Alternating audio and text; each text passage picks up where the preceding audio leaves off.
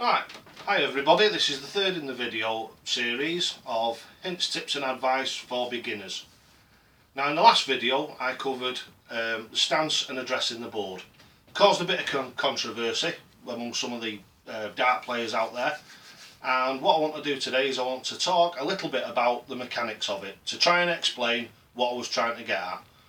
Now even if you're starting to play darts now, or you're a seasoned player and you've been playing for years, it's the same as golf. Now here's a good example.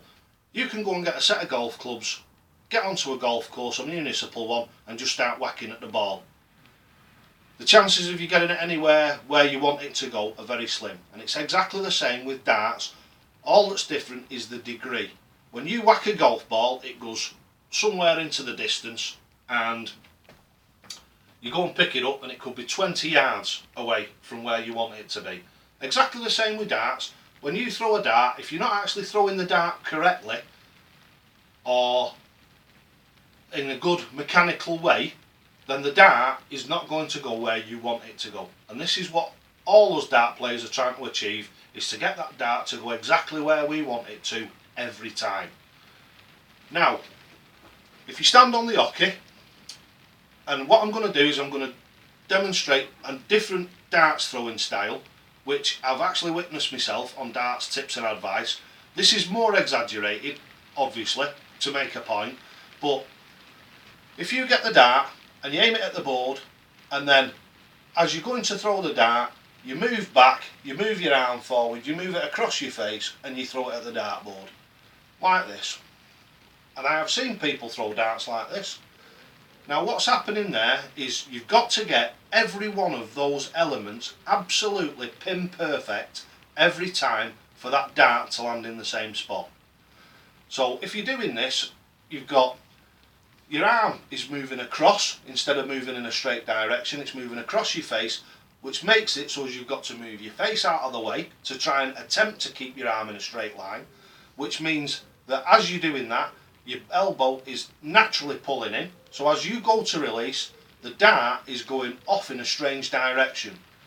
You're compensating that sometimes with your fingers and sometimes with the sway of your body, trying to pull the dart back to where it needs to go.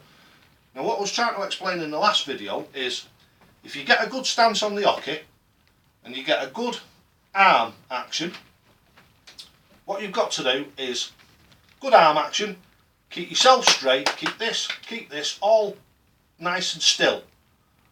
So throw, throw, throw. Now what I was trying to explain was, if you're throwing the way that I throw, all that's moving is your arm.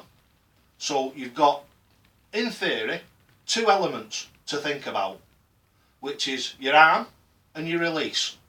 So if you keep that constant all the time, whether you're aiming at the treble 20, at the double 10, at the double 16, at the double 18, the throw is the same all the time. All you're going to do is move your body to where it goes, and the throw stays exactly the same. All you do is you put a tiny little bit more effort into it to get it up to the 18s.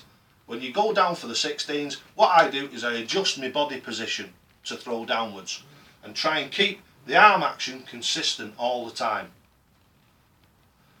So to conclude it, what you need to do is you've got people who are doing all this, swaying all over the place, standing.